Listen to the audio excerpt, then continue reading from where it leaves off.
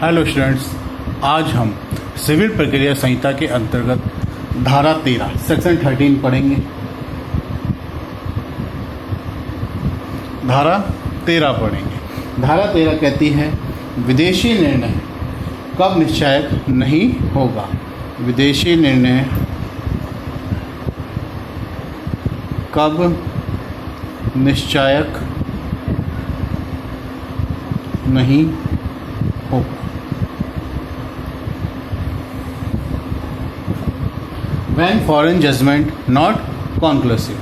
धारा 13 हमारी कहती है विदेशी निर्णय कब निश्चायक नहीं होगा।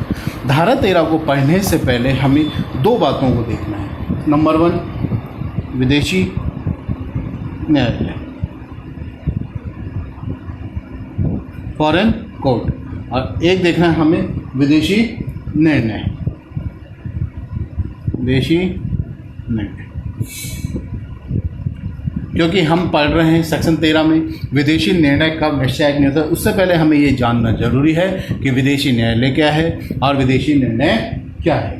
तो अगर विदेशी न्यायालय की मैं बात करूं तो धारा 2 सिविल प्रक्रिया संहिता की धारा 2(5) के अंदर विदेशी न्यायालय की परिभाषा दी गई है। और धारा 2(5) कहता है विदेशी न्यायालय से ऐसा न्यायालय अभिप्रेत है जो भारत के बाहर स्थित है, जो भारत के बाहर स्थित है और केंद्र सरकार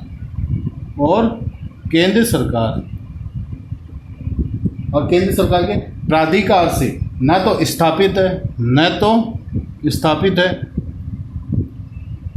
और न ही चालू रखा गया है। क्या कह रहा है सिविल प्रक्रिया संहिता की धारा 2(5) क्या कहती है, विदेशी फॉरेन कोर्ट की परिभाषा देती है और क्या कहती है कि विदेशी न्यायालय से ऐसा न्यायालय अभिप्रेत है जो भारत के बाहर स्थित है। विदेशी न्यायालय कौन सा होगा, जो भारत के बाहर स्थित है और केंद्र सरकार द्वारा न तो वह स्थापित किया गया है, केंद्र सरकार द्वारा न तो स्थापित है और न ही चालू रखा गया है। या इसे हम यूँ भी कह सकते हैं विदेशी न्यायालय से ऐसा न्यायालय अभिप्रेत है जो भारत के बाहर स्थित है और केंद्र सरकार के प्राधिकार से न तो स्थापित किया गया है और न ही चालू रखा गया है। इसी प्रकार से विदेशी निर्णय की परिभाषा सिविल प्रक्रिया संहिता की धारा 2(6) में दी गई है। 2(6) क्या कहती है कि विदेशी निर्णय क्या है, किसी विदेशी न्यायालय का निर्णय होता है। विदेशी निर्णय क्या होता है, विदेशी न्यायालय का निर्णय होता है। तो अब हमें एक बात क्लियर हो गई है कि धारा 13 पढ़ने से पहले हमें ये जानना जरूरी था कि विदेशी न्यायालय क्या है। विदेशी न्यायालय की परिभाषा 2(5) में दी गई है जो कहता है कि भारत के बाहर स्थित होना चाहिए ऐसा न्यायालय और केंद्र सरकार के प्राधिकार द्वारा न तो वह स्थापित हो, न तो एस्टैब्लिश किया गया और न ही वह चालू रखा गया है। फिर इस न्यायालय के द्वारा जो निर्णय दिया जाता है वो कैसा कहलाता है, विदेशी निर्णय कहलाता है। और विदेशी निर्णय की परिभाषा धारा 2(6) में दी गई है जो क्या कहता है कि विदेशी निर्णय से ऐसा निर्णय है जो विदेशी न्यायालय के द्वारा दिया गया हो। इस प्रकार से अब हमें ये देखना है कि सेक्शन 13 इसके बारे में कहता है कि विदेशी निर्णय कब निश्चायक नहीं होगा। तो इस सेक्शन 13 को पढ़ने से पहले मैं एक सिंपल शब्द में अगर आपसे कहूँ तो ये कह सकते हैं कि धारा 13 में विदेशी न्यायालय में कब निश्चायक नहीं होगा ये कह रहा है, उन परिस्थितियों के बारे में बता रहा है जिनमें विदेशी निर्णय जो निश्चायक नहीं होता है। अर्थात हम ये कह सकते हैं कि विदेशी न्यायालय का द्वारा जो निर्णय दिया जाता है वो निश्चायक होता है, लेकिन धारा 13 के अंदर जो परिस्थितियां जो बताई गई है अगर उनके अंतर्गत वह निर्णय आ जाता है तो ऐसा निर्णय को हम निश्चायक नहीं मानेंगे। अब हम आते हैं सेक्शन 13 पर। धारा 13 हमारी कहती है कि विदेशी निर्णय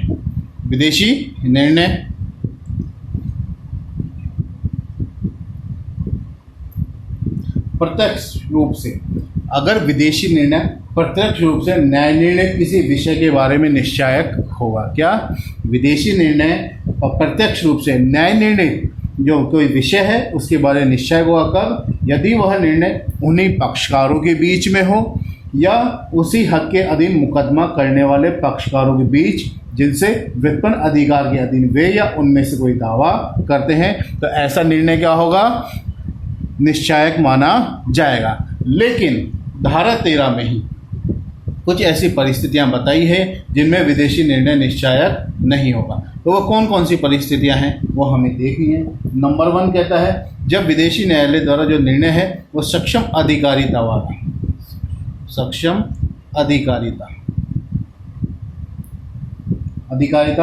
वाले न्यायालय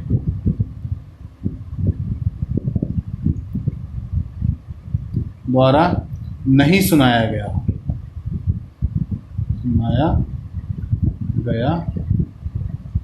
क्या कहता है कि विदेशी निर्णय कब निश्चायक नहीं होगा? यदि निर्णय क्या है, ऐसे न्यायालय ने सुना है जो उसको सुनाने के लिए सक्षम अधिकारिता वाला नहीं था। अब कोई विदेशी न्यायालय किसी निर्णय को सुनाने के लिए सक्षम अधिकारिता वाला है या नहीं, इस बात का निर्णय जो है हम प्राइवेट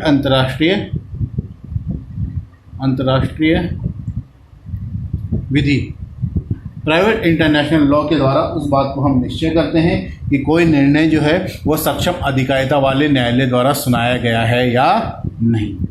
अब हम अगर अगला नेक्स्ट पॉइंट देखते हैं तो हम पाएंगे कि विदेशी निर्णय जो है गुण दोष के आधार पर नहीं दिया गया हो। विदेशी निर्णय गुण दोष के आधार पर नहीं दिया गया। यदि कोई विदेशी न्यायालय द्वारा जो निर्णय दिया गया है, यदि वह कैसा है, गुणदोष के आधार पर नहीं दिया गया है, तो भी वह क्या होगा, निश्चायक नहीं माना जाएगा। अब कोई भी न्यायालय जो विदेशी निर्णय दे रहा है वो गुणदोष के आधार पर कब माना जाएगा? जब निम्न 3 बातें पूरी हो। कौन कौन सी? नंबर 1, वह आधार, कौन सा? जो आधार है वह आधार जिस पर वह निर्णय दिया गया है उस विधि के अंतर्गत होना चाहिए जो पक्षकारों के मध्य विवाद पैदा करता है। अर्थात यदि निर्णय क्या है, उस आधार पर नहीं दिया गया है जिस आधार पर पक्षकारों ने विधि के अंतर्गत अपना दावा किया है, अगर उन आधारों पर नहीं है तो वो निर्णय क्या है, गुणदोष के आधार पर नहीं माना जाएगा। सेकंड कहता है आपका, यदि निर्णय जो है पक्षकारों के बीच तर्क वितर्क का परिणाम होना चाहिए। निर्णय क्या है, पक्षकारों के बीच तर्क और वितर्क का परिणाम होना चाहिए। निर्णय क्या है, पक्षकारों के बीच में तर्क और वितर्क करके दिया गया हो। और तीसरा आखिरी जो है वो आवश्यक है कि न्यायालय ने दोनों पक्षकारों को सुना हो और सुनने के बाद अपना न्यायिक मस्तिष्क का लगा करके निर्णय दिया हो। तीसरा क्या कह रहा है कि न्यायालय ने दोनों पक्षकारों को सुना हो और फिर न्यायिक मस्तिष्क का प्रयोग किया हो, तब हम मानेंगे कि कोई भी निर्णय जो है, जो विदेशी निर्णय है, वो गुणदोष के आधार पर दिया गया माना जाएगा। यदि इन शर्तों में से कोई भी पूर्ति नहीं होती है तो हम ये मानकर चलेंगे कि विदेशी निर्णय जो है गुणदोष के आधार पर नहीं दिया गया है। आगे हम देखते हैं नंबर 3, विदेशी निर्णय जो है अंतर्राष्ट्रीय विधि के अशुद्ध बोध पर या भारतीय विधि को मान्यता देने से इनकार करने पर आधारित हो। क्या कह रहा है? तीसरा पॉइंट क्या कह रहा है, यदि निर्णय क्या है, अंतर्राष्ट्रीय विधि के अशुद्ध बोध पर आधारित हो या भारतीय विधि को मान्यता देने से इनकार करने पर आधारित है तो ऐसा निर्णय जो है विदेशी निर्णय निश्चायक नहीं माना जाएगा। फॉर एग्जाम्पल, मान लीजिए कोई संविदा जो इस आधार पर की गई है कि वह कोई संविदा भारत में की गई है और इस आधार पर इंग्लैंड में वाद लाया जाता है कि उस पर क्या है, इंग्लैंड के न्यायालय के द्वारा निर्णय दिया जाएगा। लेकिन उस बाद में इंग्लिश विधि लागू न हो, भारत की विधि लागू होगी। वापस से फिर एग्जाम्पल कह रहा हूँ कि यदि कोई संविदा भारत में की गई है और उस संविदा के आधार पर हम इंग्लैंड में बात लेकर आते हैं और इंग्लैंड की विधि के आधार पर उसमें निर्णय दिया जाता है, तो वह माना जाएगा भारत की विधि को मान्यता देने से इनकार करने पर आधारित होगी, क्योंकि संविदा क्या है, भारतीय विधि के तहत किया गया है, तो निर्णय भी जो भारत की विधि के तहत ही आएगा, ना कि इंग्लैंड की विधि के अनुसार।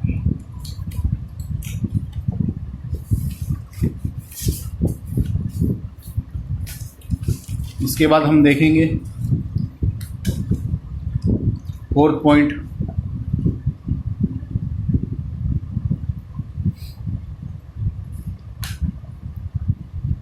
नैसर्गिक न्याय के सिद्धांत के विरुद्ध हो। नैसर्गिक न्याय के विरुद्ध निर्णय हो।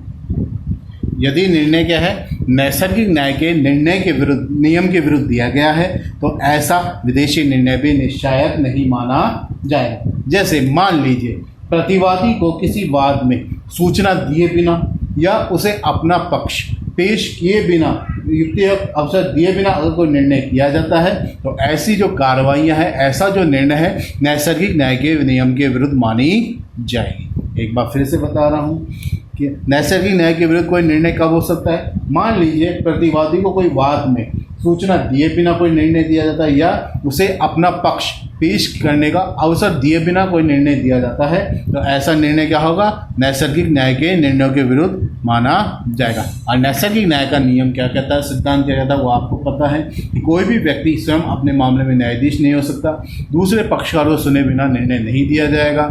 अतः हमें ये बात ध्यान रखना है कि यदि निर्णय जो है नैसर्गिक न्याय के नियमों के विरुद्ध दिया गया है, तो वह विदेशी निर्णय क्या है, निश्चायक नहीं होगा। 5वां हम देखते हैं कि निर्णय क्या है, कपट द्वारा प्राप्त हो। कपट द्वारा प्राप्त हो। यदि निर्णय क्या है, विदेशी निर्णय को अगर कपट के द्वारा प्राप्त किया गया है, तो ऐसा निर्णय भी विदेशी निर्णय जो है निश्चायक नहीं माना जाएगा। आखिरी कहता है कि भारत में प्रवृत्त किसी विधि के भंग पर आधारित दावे को ठीक ठहराने वाला विदेशी निर्णय। क्या कह रहा है, कोई विधि जो भारत में प्रवृत्त है और उस विधि को क्या है, भंग पर आधारित कोई दावा है, उसको ठीक ठहराने वाला कोई निर्णय है, तो वो भी निश्चायक नहीं माना जाएगा। इसको अगर मैं कहूँ, ये कह सकता हूँ कि भारत के अंदर सट्टा जो है, भारत के अगर सट्टे के आधार पर कोई संविदा की जाती है, हमारे यहाँ पे कोई सट्टे की संविदा की जाती है, तो उसके लिए वाद नहीं लाया जा सकता। तो इसलिए हम कह सकते हैं कि मान लीजिए कोई विदेशी निर्णय जिसने सट्टे के ऋण पर आधारित, विदेशी निर्णय क्या है, सट्टे के ऋण पर आधारित है,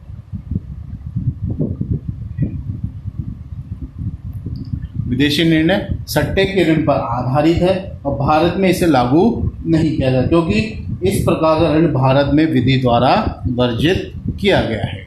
एक बार फिर से मैं आपसे कहता हूँ, विदेशी निर्णय जो है उसे हम सामान्यतः निश्चायक मानकर चलेंगे, लेकिन निम्न 6 परिस्थिति में अगर वह निर्णय आता है तो उसे हम निश्चायक नहीं मानेंगे। नंबर 1, जब निर्णय क्या है, सक्षम अधिकारिता वाले न्यायालय द्वारा नहीं सुनाया गया हो। सेकंड, विदेशी निर्णय क्या है, गुणदोष के आधार पर नहीं दिया गया है। नंबर 3, अंतर्राष्ट्रीय विधि के अशुद्ध बोध पर या भारत की विधि को मान्यता देने से इनकार करने पर आधारित कोई निर्णय है, उसे हम निश्चायक नहीं मानेंगे।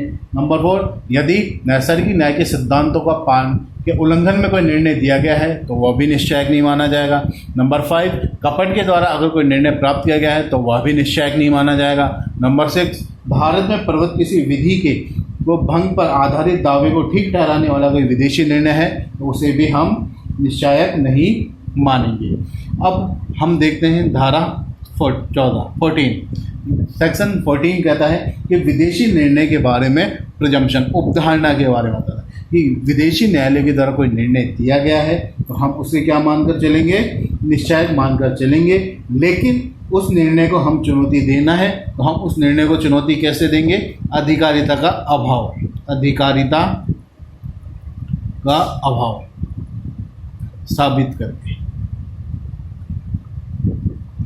सेक्शन 14 क्या कहता है, विदेशी निर्णय के बारे में उपधारणा। तो कैसा होगा, विदेशी निर्णय को हम क्या मान करके चलेंगे, यदि विदेशी निर्णय के प्रमाणित प्रति अगर हमारे यहाँ पेश की जाती है तो हम उसे क्या मानेंगे कि वो विदेशी निर्णय क्या है, सक्षम अधिकारिता वाले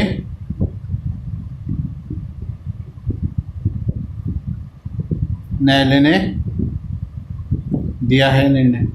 वापस से एक बार फिर सेक्शन 14 कहता है कि विदेशी निर्णय के बारे में उपधारणा है। हम उपधारणा न्यायालय क्या करेगा, यदि विदेशी निर्णय की प्रमाणित प्रति हमारे यहाँ न्यायालय में पेश की जाती है तो न्यायालय क्या मानकर चलेंगे कि विदेशी निर्णय क्या है, सक्षम अधिकारिता वाले न्यायालय द्वारा सुनाया गया है। लेकिन उस बात का अगर हमें चुनौती देनी है तो हम चुनौती किस आधार पर देंगे कि वह न्यायालय जो है अधिकारिता का अभाव साबित करके हम उस न्यायालय के निर्णय को चुनौती दे सकते हैं।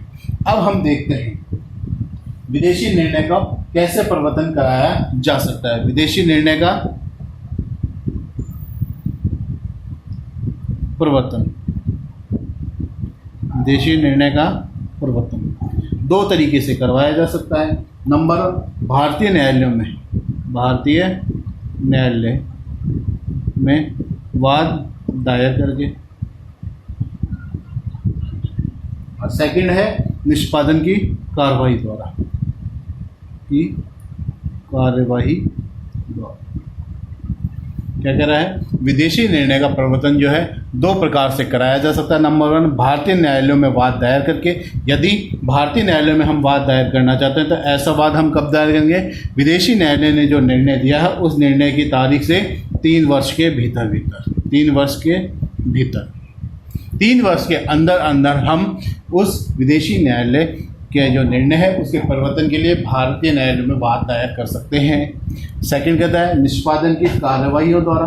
तो वो विदेशी न्यायालय के निर्णय का जो है उसका हमें परिवर्तन कराना है, हम कैसे करवा सकते हैं, निष्पादन की कार्रवाई के द्वारा। और उस निष्पादन की कार्रवाई क्या होगा, केवल एक उसी अवस्था में हम निष्पादन की कार्रवाई द्वारा कर सकते हैं जब निर्णय कैसा हो, निर्णय क्या है, व्यतिकारी राज्य क्षेत्र, व्यतिकारी राज्य क्षेत्र के वरिष्ठ न्यायालय द्वारा दिया गया निर्णय है तो ही हम उसका निष्पादन की कार्रवाई द्वारा उस निर्णय का परिवर्तन करवा सकते हैं। और इसके लिए जो ज़रूरी है वह हमें ये जानना ज़रूरी है कि जब भी हम निष्पादन की कार्रवाई के द्वारा कोई निर्णय का परिवर्तन करवा रहे हैं तो ज़रूरी है कि वह व्यतिकारी राज्य क्षेत्र के न्यायालय द्वारा दिया गया हो। ऐसा न्यायालय क्या होना चाहिए, वरिष्ठ होना चाहिए। तीसरा, वह जो निर्णय है, जो विदेशी निर्णय है, धारा 13 में जो हमने अभी 6 अपवाद पढ़े हैं उनमें नहीं आना चाहिए। साथ में विदेशी निर्णय का जो परिवर्तन कराना है तो हम क्या करेंगे, भारत के जिला न्यायालय में कराएंगे, भारत के जिला न्यायालय में। और वह जिला न्यायालय उस निर्णय का निष्पादन ऐसे करेगा कि मानो वह निर्णय उसी न्यायालय द्वारा दिया गया, अर्थात जिला न्यायालय द्वारा दिया गया हो। धन्यवाद।